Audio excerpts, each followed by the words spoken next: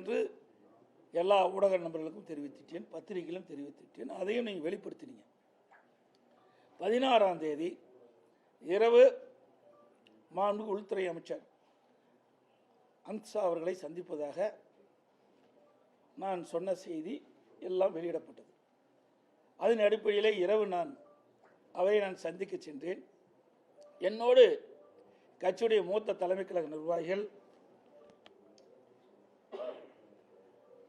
எங்களுடைய மாநில உறுப்பினர்கள் எல்லாம் சென்று அவர்களை சந்தித்து விட்டு வந்தேன். காலம் நேரம் அதிகமான காரணத்தினால அப்பொழுது எங்கோடு இருந்தவர்கள் எல்லாம் 10 மணிக்கு நீங்கள் செல்லுங்கள், நான் பேசிவிட்டு வருகிறேன் என்று சொன்ன பிறகு அவர்களெல்லாம் சென்றார்கள். நான் காலையில் மரியாதைக்குரிய மாண்புமிகு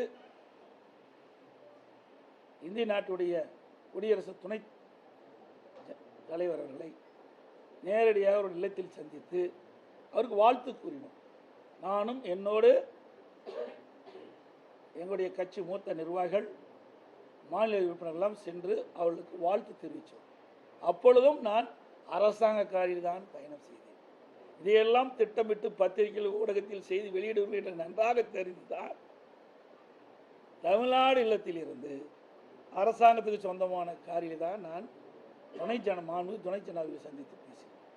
பிறகு மரியாதைக்குரிய உள்துறை அமைச்சர்கள் இடைவெளியை சந்திக்கின்ற பொழுதும் நானும் என்னுடைய மூத்த கட்சி நிர்வாகிகளும் என்னுடைய காரிலே, அரசாங்க காரில் தான் நேரடியாக உள்துறை அமைச்சர் வீட்டுக்கு சென்று அவரை சந்தித்தேன்.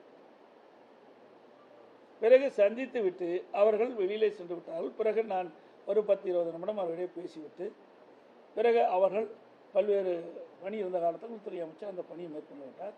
நான் வீட்டிலிருந்து வெளியில் ஒரு காரில் என் முகத்தை துடைக்கிறேன்.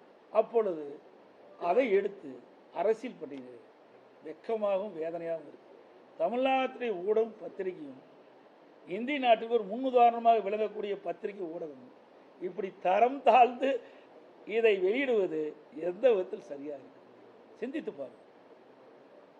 ஆக இதையெல்லாம் உங்களுக்கு பரபரப்பான செய்தி கிடைக்கவில்லை என்ற அடிப்படையில் இந்த செய்தி வெளியிடுவது எப்படி ஏற்படும்?